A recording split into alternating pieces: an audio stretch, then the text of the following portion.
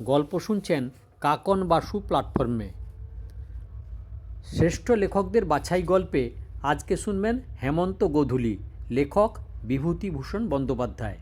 হেমন্ত গোধূলি। প্রথম দেখা কামারকুণ্ডু স্টেশনের প্ল্যাটফর্মে। দুটো লাইন মিশেছে এখানে। নিচে দিয়ে হাওড়া বর্ধমান কর, উপরে উঁচু বাঁধ দিয়ে একটা পুল হয়ে তারকেশ্বর ব্রাঞ্চ। জংশন স্টেশন, তবে দুটো লাইনের কোনোটাতেই তেমন ভিড় থাকে না। মধ্যে কামারকুণ্ডু। দুটো রেল লাইন ছাড়া আরও একটা টানা রাস্তা আছে। প্ল্যাটফর্ম থেকে একটু সরেই গ্র্যান্ড ট্র্যাঙ্ক রোড। তিনটেতে মিশে স্টেশন কেন্দ্র করে খানিকটা জায়গা একটু জমকে দিয়ে আবার চারদিকের উন্মুক্ত মাঠের মধ্যে দিয়ে বেরিয়ে গেছে। হেমন্তর বিকাল, সূর্যাস্ত হওয়ার আগেই আকাশে সন্ধ্যার বিষণ্ণতা এসে পড়েছে কিছু কিছু। অল্প একটু আগে একেবারে তিনখানা গাড়ি এসে তিন দিকে বেরিয়ে গেল। ওপরের লাইনে দুটো, নিচে হাওড়া বর্ধমান একটা। স্টেশনটা হঠাৎ একটু বেশি রকম গমগমে হয়ে ওঠে। অপেক্ষামান যাত্রীদের প্রায় সব কজনই তিনটে গাড়িতে বেরিয়ে যাওয়ায় তেমনি হঠাৎ আরও বেশি রকম নিঝুম হয়ে পড়ল। সঞ্জয় নেমেছে উপরের একটা গাড়ি থেকেই, অর্থাৎ তারকেশ্বর লাইনের। 2 স্টেশন আগে হরিপাল থেকে আসছে, যাবে হাওড়া বর্ধমানের ডাউন লাইনে ডানকুনিতে। নেমেছে 5:30টায়, ওর গাড়ি 1 ঘন্টা পরে। ওপরের প্ল্যাটফর্মের একটা বেঞ্চিতে গিয়ে বসল সঞ্জয়। খেয়াঘাটের মতো স্টেশনের প্ল্যাটফর্মেরও মনের উপর একটা নিজস্ব প্রভাব বিস্তার করে, বিশেষ করে সময়টা যদি সন্ধ্যা ঘেঁষা হয় আর খেয়ার নৌকা বা গাড়ির থাকে বিলম্ব। কিন্তু প্ল্যাটফর্মে টানা হাওয়ায় বেশ ভালো লাগতে লাগতে মনটা আস্তে আস্তে বিষণ্ণ হয়ে এলো সঞ্জয়ের। দুটো প্ল্যাটফর্মই শূন্য। ওর মনে হলো এ যেন জীবনের সন্ধ্যা। দিনের কাজ সেরে আর সবাই বেশ ঘরে ফিরে গেল। ওই রইল একা পড়ে। বড়ই অসহায় বলে মনে হলো যেন নিজেকে, বড় নিঃসঙ্গ। ওর খেয়ার নৌকার জন্য আবার কতদিন থাকতে হবে পথ চেয়ে। হেমন্ত গোধূলির ব্যথাতুর সুর ও পরিবেশে না এসেই পারে না। অনেকক্ষণ ধরে তার মধ্যে ডুবে রইল সঞ্জয়। একসময় একটি ছোট্ট যাত্রীদলের অনুচ্চ কোলাহলে একটা চটকা ভেঙে যেতে দেখল। দিনের শেষ চিহ্ন মুছে দিয়ে সূর্য পশ্চিম দিগন্তরেখার নিচে বিলীন প্রায়। হাতঘড়িটা দেখে নিয়ে উঠে পড়ল। ডানকুনিতে নামবে কি সোজাই বেরিয়ে যাবে তখন তাড়াতাড়ি ঠিক করতে না পারায় এই পর্যন্ত টিকিট কিনেছিল। একটা আবার কিনতে হবে, তারপর নিচের লাইনের ডাউন প্ল্যাটফর্মে গিয়ে বসাই ভালো। এবার তাই যদি করতে পারত বলাই ঠিক, তাহলে মনটা অন্যমনস্ক হয়ে এই ভাবটা যেত কেটে। এবং সেই ক্ষেত্রে এই কাহিনীটা সেইভাবে শুরু হয়ে যেভাবে শেষ পর্যন্ত এগিয়ে গেল তার কোনো সম্ভাবনা থাকতো না। ওপর থেকে নেমে আস্তে আস্তে নিচের লাইনের ডাউন প্ল্যাটফর্মে হঠাৎ এক জায়গায় দৃষ্টি পড়ল। সিঁড়ির ধাপে দাঁড়িয়ে পড়ল সঞ্জয়। একটা গাছের চারদিকে গোল করে গাঁথা রাঙা সিমেন্টের বেঞ্চে একটা মহিলা কোলে একটা বোধহয় প্লাস্টিকের বাস্কেট নিয়ে চুপ করে বসে আছে। পাশে জুতো, মোজা, হাফ প্যান্ট, বুট শার্টে ফিটফাট করে সাজানো একটি বছর 8 ছেলে। দৃষ্টি তার হঠাৎ আটকে গেল, তার কারণ প্ল্যাটফর্মটা একেবারে নির্জন। তাহলেও উত্তরপাড়া কি শ্রীরামপুরের প্ল্যাটফর্মে নিশ্চয়ই দৃষ্টি আকর্ষণ করতো না। কিন্তু এই সুদূর মফস্বল স্টেশনে, যেখানে মেয়ে যাত্রী অধিকাংশই নিম্ন শ্রেণীর একরকম রুচিসম্পন্ন গৃহস্থ মহিলার, এইভাবে এমন সময় একা গাড়ির প্রতীক্ষা করা কেমন যেন অস্বাভাবিক বলে বোধ হলো। তার উপর বর্ষীয়সীও নয়। এক নজরেই যেন মনে হলো 25-26-এর বেশি বয়স হবে না। বয়সের দিকে মনটা যেতে সঞ্জয়ের হুঁশ হলো এইভাবে ওদিকে চেয়ে দাঁড়িয়ে থাকা বেশ শোভন হচ্ছে না। দৃষ্টি ফিরিয়ে এনে নিচের ধাপে পা দিতে থাকে। ছেলেটি হঠাৎ দাঁড়িয়ে উঠল। সঞ্জয়ের মনে হলো মহিলাটাই কিছু বলায় দাঁড়িয়ে উঠেছে ওরই দিকে চেয়ে। সঞ্জয় আর পুলের রাস্তা না ধরে লাইন টপকে এগিয়ে গেল। প্রশ্ন করল, আমায় কিছু বলবে? মেয়েটিও হঠাৎ দাঁড়িয়েছে। সে উত্তর করল, একটু মুশকিলে পড়েছি, আপনি এখানেই থাকেন? না। উত্তরটুকু দিয়ে সঞ্জয় প্রশ্ন করল, মুশকিলটা কি? দৃষ্টি ব্যাকুলভাবে একবার চারিদিকে দিয়ে ঘুরিয়ে এনে মেয়েটি অসহায়ের মতো বলল, কীরকম জায়গা? 3টের সময় একটা গাড়ি ছিল, সেটা মিস করে একেবারে 3.5 ঘন্টা পরে এইটে। এটাও আবার শুনছি প্রায় লেট থাকে। এমনিই তো সন্ধে হয়ে এলো। আবার সেইভাবে দৃষ্টিটা বুলিয়ে আনলো চারদিক দিয়ে। কোথায় যাবেন আপনারা? প্রশ্ন করল সঞ্জয়। ডানকুনি। দেখুন না, এইটুকু মাত্র, ঘণ্টাখানেক রাস্তা, অথচ একটা গাড়ি ফেল করে এই ঝাড়া 3.5 ঘন্টা। অনুযোগের সুরে বলেই যাচ্ছিল। সঞ্জয় বাধা দিয়ে বলল, একটা কথা, সেই থেকে একঠায় এইভাবে বসে আছেন? কি করব? এখানে না হয় স্টেশনে, তার চেয়ে এখানে বরং। চাটা কিছু খাওয়া হয়নি? তার জন্যে তো ছেলেটি রয়েছে তো সঙ্গে, একটু অপেক্ষা করুন, এক্ষুনি আসছি আমি। প্ল্যাটফর্ম থেকে কয়েক পা গিয়েই গ্র্যান্ড ট্যাঙ্ক রোড। কাছাকাছি জায়গাটা একটু একটু করে জমে উঠেছে, সে কথা আগেই বলা হয়েছে। পাশাপাশি 2-3টা খাবারের দোকান রয়েছে। সঞ্জয় একবার স্টেশনটা ঘুরে বেরিয়ে গিয়ে একটা ঠোঙায় করে কিছু খাবার নিয়ে এলো। কাছাকাছি এসে মেয়েটির বিস্মিত চোখের উপর চোখ রেখে বলল, আপনি আপত্তি করবেন জানি, আনতুম না, সময় থাকতো না আপনার। স্টেশনে গিয়ে জানতে পারলাম গাড়িটা লেটই, প্রায় 3 কোয়ার্টার। তাই আবার বাচ্চাটি সঙ্গে রয়েছে কি না? ধরো তো খোকা, চায়ের কথাও বলেছেছি। আমি একটু জলের ব্যবস্থা দেখি। স্টেশন থেকেই ঘটি আর গ্লাস জোগাড় করে জল এনে দেখল এদের খাওয়ার হয়ে গেছে। জল খাওয়া হয়ে গেলে ও দুটো ফেরত দিয়ে চায়ের ভেন্ডারকে সঙ্গে করেই নিয়ে এলো।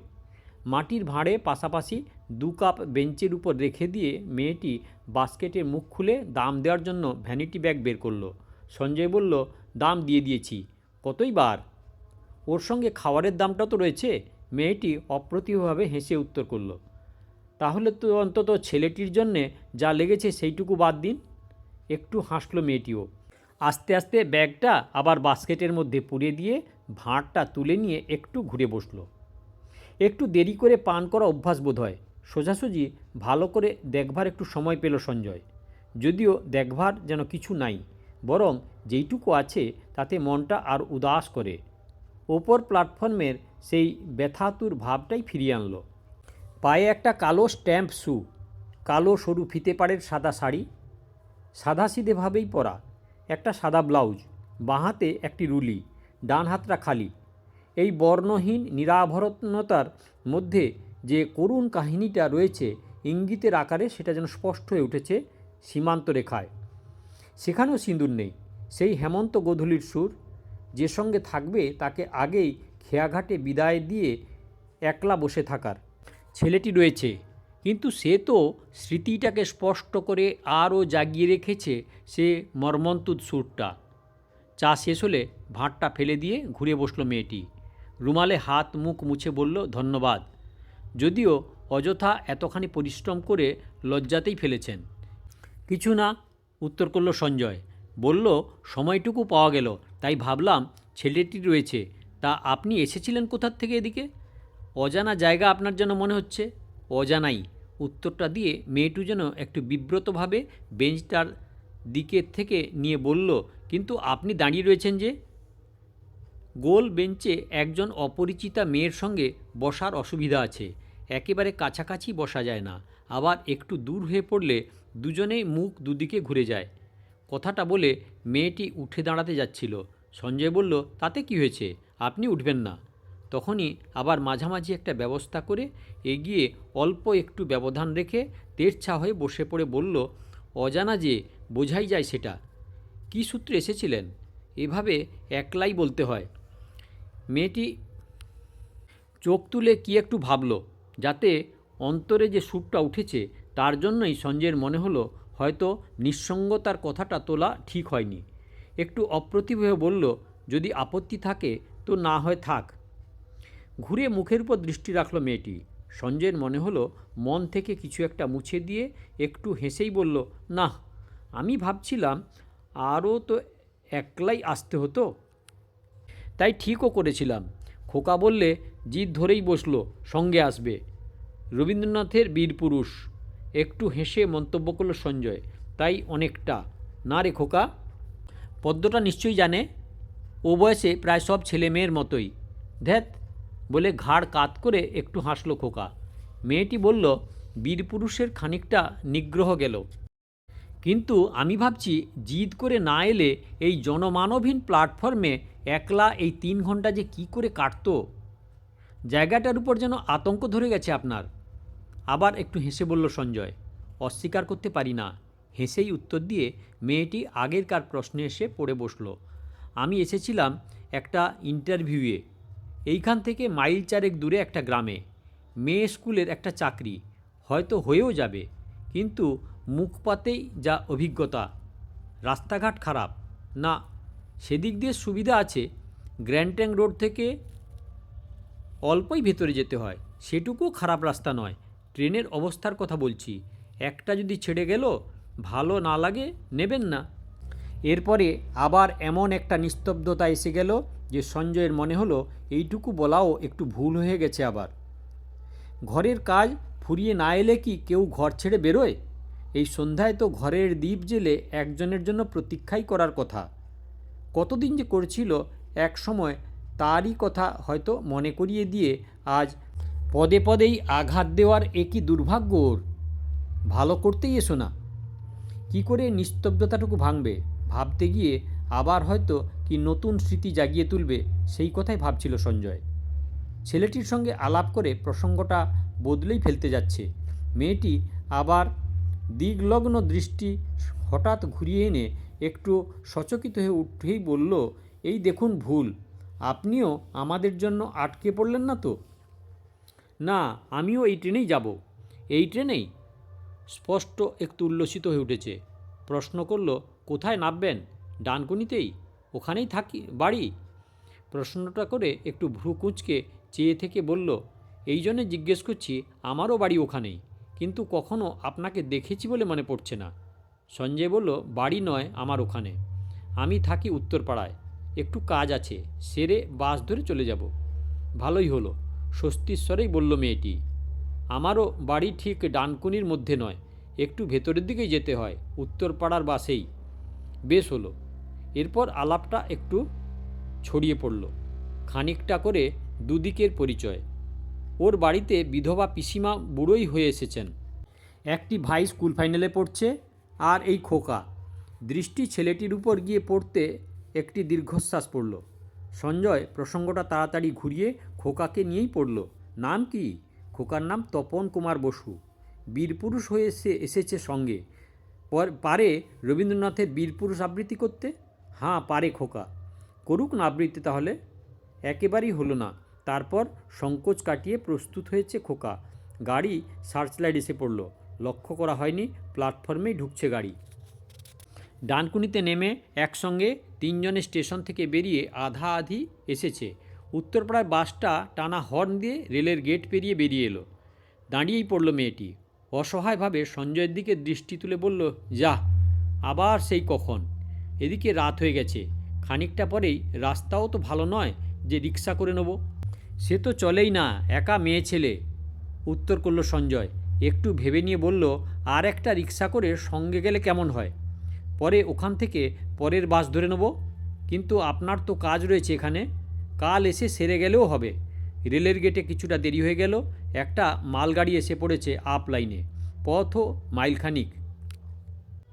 একটুও না হয় আসুন না, 1 মিনিট নয় আমাদের বাড়ি। এত খুশি হবেন পিসিমা। কখন এসে পড়বে বাসটা? সঞ্জয় উত্তর বলল, এসেই পড়েছে। হর্নের শব্দের সঙ্গে দুটো হেডলাইট স্পষ্ট হয়ে উঠল। যা, নিরাশ হয়ে বলে উঠল মেয়েটি। একদিন কিন্তু নিশ্চয়ই আসুন। কি উপকার যে করলেন আজ। মোটরের আলো পড়ে চোখ দুটি চিকচিক করে উঠল। বাস থামিয়ে নমস্কার বিনিময় করে উঠে পড়ল সঞ্জয়। সমবেদনাই, কিন্তু হেমন্ত সন্ধ্যায় সুর ধরে এমন গাঢ়ভাবে মনটাকে রাঙিয়ে দিয়েছিল যে মন নিয়ে একটু বিচারে বসতে হলো সঞ্জয়কে। এই জন্য একটা অজানা অনুভূতি। ওই যে সজল চোখে উপকারের কথা, সেইটুকু ধরে কত যে করার আছে, কত যে করা যায়, কত যে করা উচিত, কী বা পেরেছে করতেও। ভয় হয়, বিশ্বাস হয় না নিজেকে। ওই বর্ণহীন সীমান্ত রেখার একটি অলঙ্ঘ মর্যাদা আছে। সমবেদনার ছদ্মবেশে যদি অন্য কিছু তার সামনে গিয়ে দাঁড়ায়, বোঝা যায় কি নিজের মনকে সবসময়। এরপর মাসখানেকের মধ্যে ওই পথ ধরে যাওয়া আসা করল সভয়ে। 3 বার দিন মানেই একদিন সন্ধ্যার মুখে, কিন্তু নামল না।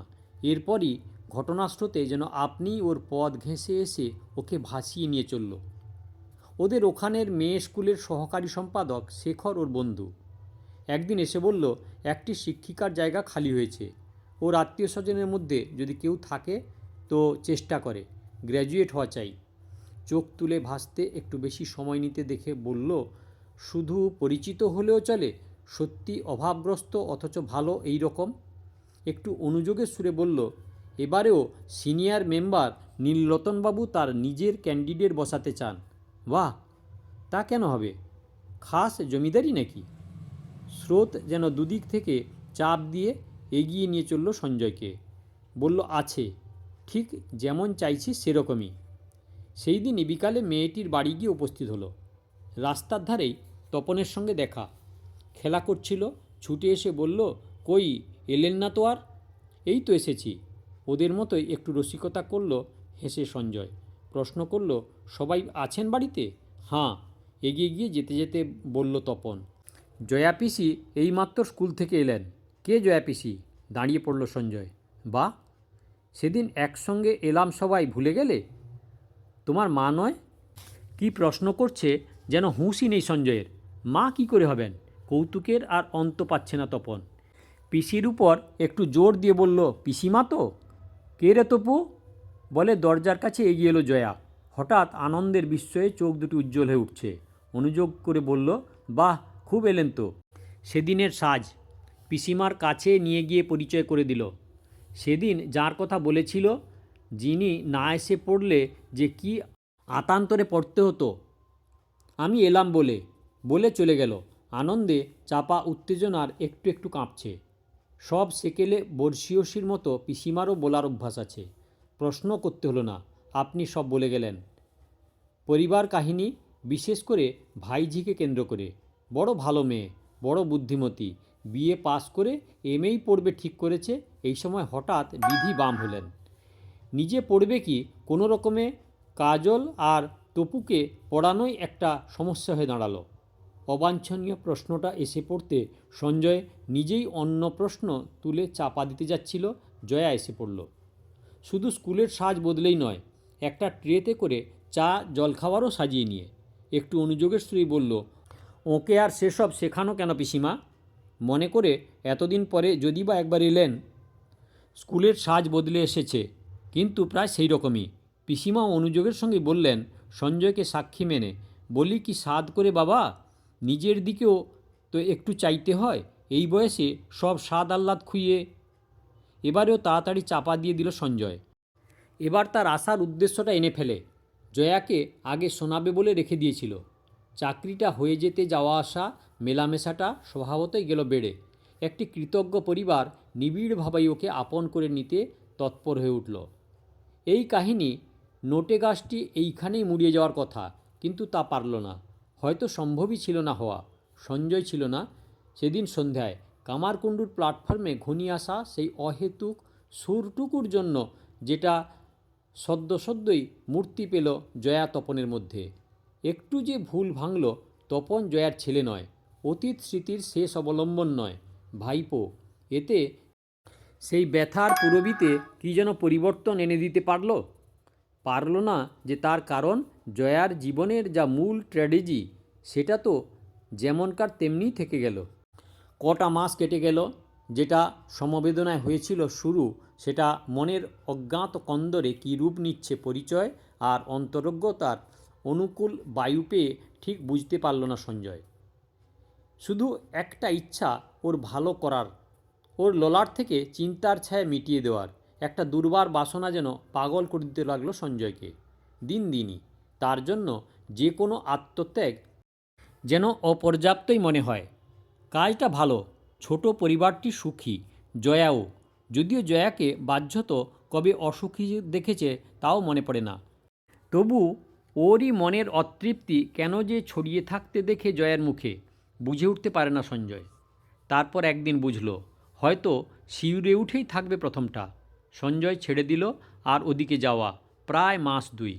তাতে ফল এইটুকুই হলো, দেহটাকে সরিয়ে নিয়ে মনটার একমাত্র আশ্রয় হয়ে উঠল জয়াদের ছায়াছিন্ন নিলয়টুকু। হাসি খুশির সব ছবিগুলি প্রায় মুছে। কি করে বুঝতে পারে না, শুধু একটি ছবি দৃষ্টির সামনে স্পষ্ট হয়ে ওঠে, সেই প্রথম দিনের ছবি। সামনের বেঞ্চটিতে দিন শেষের মলিন আলোয় নিজের নিঃসঙ্গতা নিয়ে আছে বসে জয়া। এবার উল্টো স্রোত বইল। আর একখানা মন নিয়ে বিচারে বসল সঞ্চয়। তাতে একটা জিনিস আবিষ্কার করল, ও যদি চরম আত্মোৎসর্গই করতে চায় জয়াকে সুখী করার জন্য, তার পথ তো রয়েছে খোলা। অবশ্য জয়া যদি রাজি হয়। জানে যুগটা একেবারে প্রতিকূল না হলেও এখনও খানিকটা লোকলজ্জা, খানিকটা সমাজ ভয় আছেই। উপায় নেই বলেই আর ভয় নেই, তাতেই ওর আত্মত্যাগ আর মহিয়ান হয়ে উঠবে।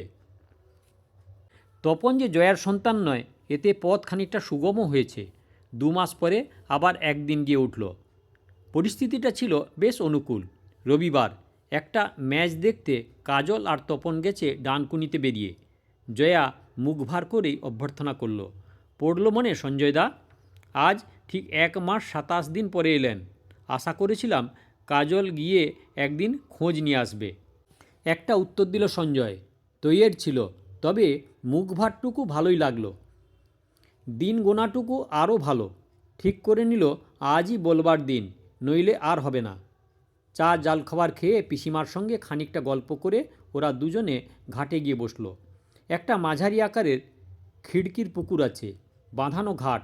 কাজল তপন থাকলে 4 জনে বসে গল্প সল্প করত। দেরি করল না সঞ্জয়। বুকটা দুরুদুরু করছে। নিতান্তই এক আধটা এদিক ওদিক কথা শেষ করে বলল, 1 মাস 27 দিনের কথা বলল সঞ্জয়।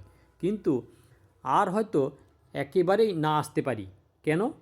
উদ্বিগ্ন হয়ে উঠে একেবারে কয়েকটা প্রশ্ন করে বসল। বাইরে চলে যাচ্ছেন কোথাও? ভালো লাগে না এখানটা? আমাদের কিছু দোষ ত্রুটি হয়ে গেছে সঞ্জয়দা? একটু চুপ করে রইল সঞ্জয়। বুকের দুরুদুরুটা বেড়ে গেছে।